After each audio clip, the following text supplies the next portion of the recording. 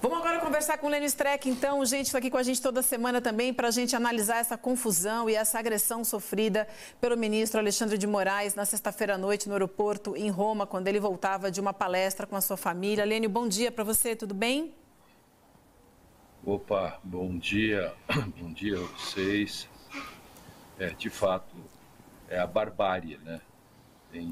A modernidade se estabelece entre civilização ou barbárie. A turma bolsonariana, em qualquer lugar, quer dizer, ela é extraterritorial, ela ataca em tudo que é lugar. A barbárie, sim, ela é imperialista, né? Generalizada. Ela não tem fronteiras, né? Lá vão os lombrosianos, olhando inclusive a figura.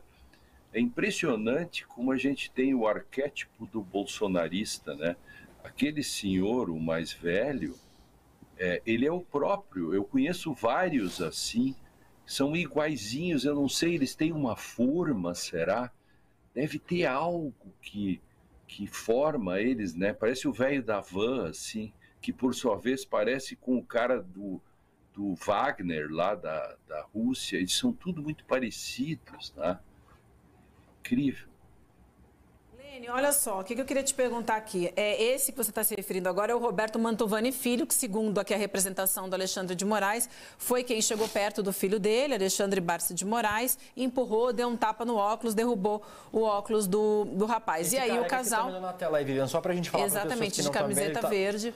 Isso, é esse careca de camiseta verde aí. Isso, e aí o casal que está ao lado, a moça loira e aquele rapaz também de moletom verde, barbado, seriam que a moça teria começado as agressões, né, com xingamentos, e os dois fizeram essas agressões verbais. O que eu quero te perguntar é o seguinte, quais são os tipos de penalidades que esses agressores estão sujeitos? Porque a gente sabe que as imagens estão chegando, um deles já prestou depoimentos, né? A Polícia Federal Brasileira pediu essas imagens do aeroporto de Roma, vão ser analisadas para realmente entender o que aconteceu. Mas o que a gente tem de informação até agora, Lênio, ajuda a gente a entender que tipo de crime eles podem ser enquadrados.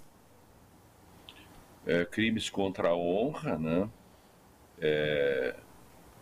Difamação, tem que olhar se tem calúnia, difamação e injúria, tem que ver qual das três ou duas delas que enquadram, ameaça, né? E também vias de fato, né? Agressão física, no caso deles, e todos eles em coautoria, na medida em que, de algum modo, como eles agiram juntos, eles respondem juntos. As penas são pequenas, é verdade, né? Porque, embora a honra tenha uma proteção de cláusula pétrea dentro da Constituição do Brasil, nunca nos preocupamos muito, né, em penalizar os crimes contra a honra, né? Porque a gente deu muito valor, sempre a gente deu muito mais valor ao furto, né? A tirar coisas da gente que são materiais, e nunca nos preocupamos das coisas imateriais, a nossa honra, por exemplo. Então hoje, se o sujeito vai furtar entre duas pessoas, a pena vai de 2 a 8 anos.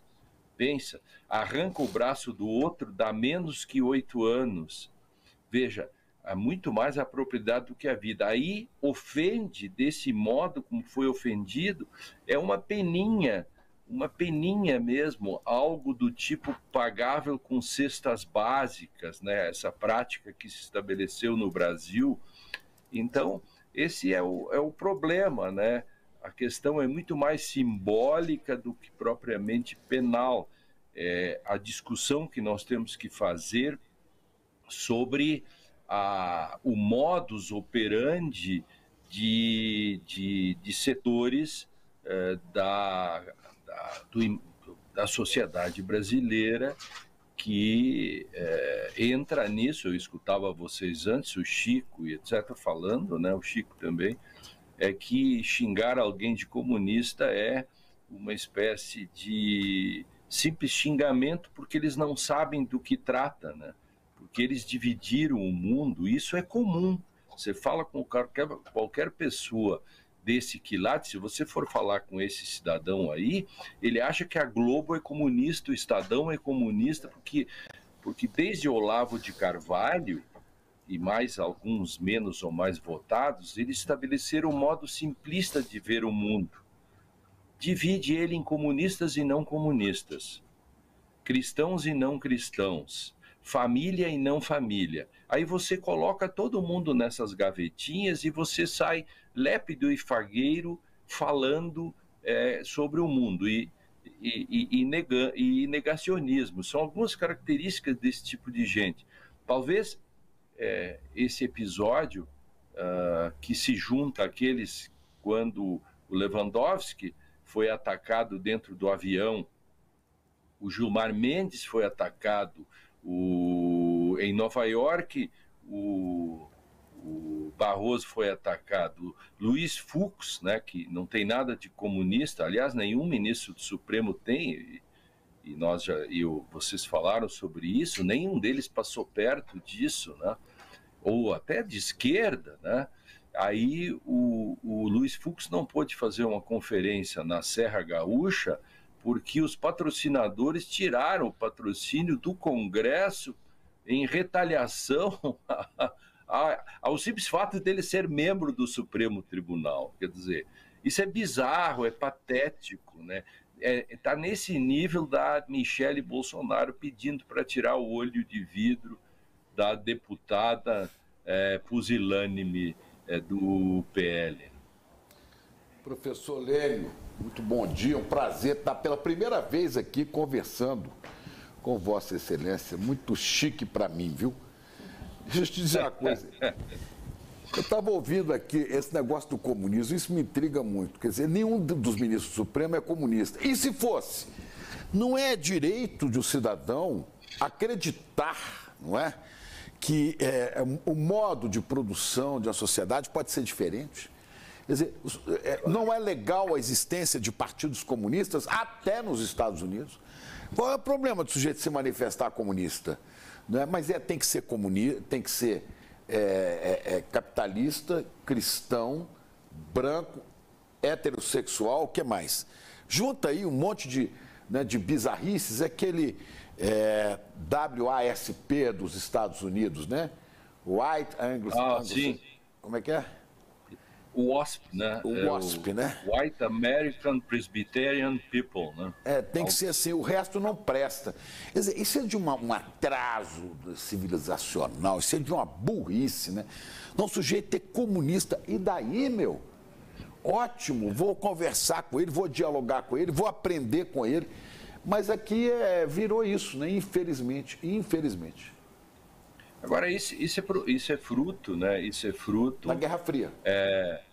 Da Guerra Fria e hoje isso aí é das redes sociais, né? Eu acho que o Milan Kundera, né? Que foi comunista, depois virou dissidente, né?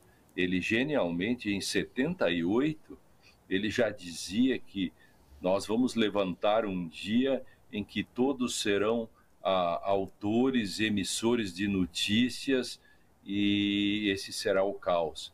Então, qualquer um, eu tenho uma tia que é bolsonarista, ela faz fake news, ela é uma editora, entende? Tem um outro que é radialista, que bota vídeos, não há mais filtro institucional. Aí o que se criou? Se criou esse imaginário kitsch, né? Bem kitsch isso, né? Como esse é um termo que surge há muitos anos e o Kundera mesmo, para falar em homenagem a esse grande artista, né? Filósofo, etc., da extinta Tchecoslováquia, que ele falava do kitsch, que é algo bolsonariano sem estética. O bolsonarismo também não tem estética, né? Eles na falta de outras palavras, trazendo aquilo que vem do romantismo alemão, no final do romantismo alemão, o que sobrava era uma espécie assim de perfume do lixo. Você tem o lixo e perfuma ele. Isso é o kitsch. Então, quando a gente olha, por exemplo, essa gente vestida de verde e amarelo no dia 8, ou ver 2 de verde, mais a esposa, num aeroporto fazendo aquilo é kitsch, algo assim, né? Uma espécie assim de um lixo com perfumes ou com adornos, com glacê. São o sinal dos tempos, né? O sinal dos tempos do que nós vivemos, né?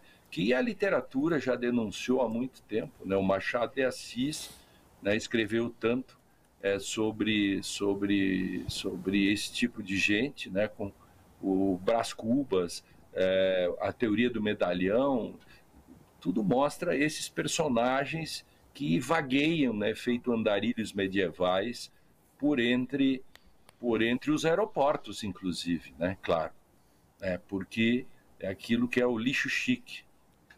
Lênio, o Roberto Mantovani Filho, como a Vivian falou pra gente agora há pouco, era afiliado ao PL, se desfiliou há uns anos atrás e é afiliado ao PSD. Hoje de manhã o PSD divulgou uma nota dizendo que uma comissão de ética foi acionada para que sejam tomadas as medidas punitivas cabíveis que devem culminar em sua expulsão.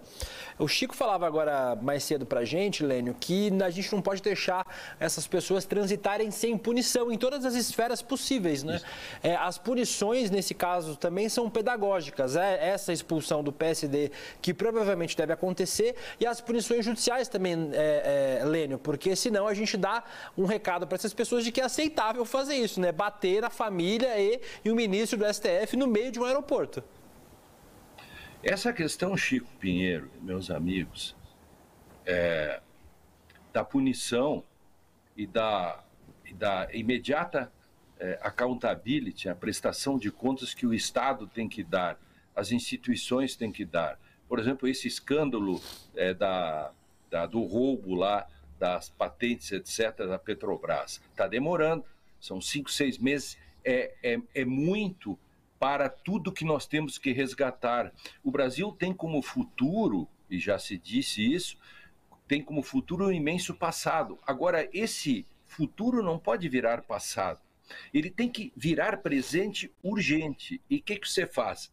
Por exemplo, vamos de novo aqui, o ICL aqui, eu tenho falado isso todo o tempo. Eu não sei, dizem que estão investigando a aposentadoria do Silvinei. Pode estar investigando, mas está devagar. Tá? Não tem denúncia contra o Silvinei ainda. Não tem denúncia contra os crimes do que aconteceu em Manaus. Tem muita gente, por exemplo, cadê a investigação da participação do general Heleno e essa gente no 8 de outubro. Todas essas coisas já deviam estar na ordem do dia para mostrar, digamos assim, um certo... uma perspectiva que nós temos de que isto será punido, né? Então, há muitas promessas que se estabelecem e como existe uma sucessão de fatos que cobrem outros fatos, palavras que cobrem palavras, e a internet tudo é instantâneo, né? A internet é como uma rodoviária, ninguém mora lá, mas as notícias passam como passageiros, por isso que chamam passageiros, e no dia seguinte não tem mais nada, nós vamos esquecendo. Por isso que devia ter uma espécie assim de alto-falante nacional que fizesse como os fâmulos, quando o general da Grécia Antiga, da Roma, voltava e ficava passeando, né, porque ganhou mais uma guerra, do lado tinha um fâmulo que puxava ali a bata e dizia: lembra-te que és mortal, lembras-te que és mortal. Quando a Raquel Dodge assumiu a Procuradoria-Geral da República, eu escrevi um texto que dizia para ela botar um estagiário e puxar ela de 500 em 500 metros, puxar assim: lembra-te da Constituição, lembra-te da Constituição. Ela não contratou o estagiário, deixou que o Supremo ficasse sozinho, e isto gerou o quê? toda aquela questão das fake news e todos os ataques ao Supremo. Acho que nós estamos precisando de algo desse tipo para dizer, lembremos-nos da punição, lembremos-nos da punição.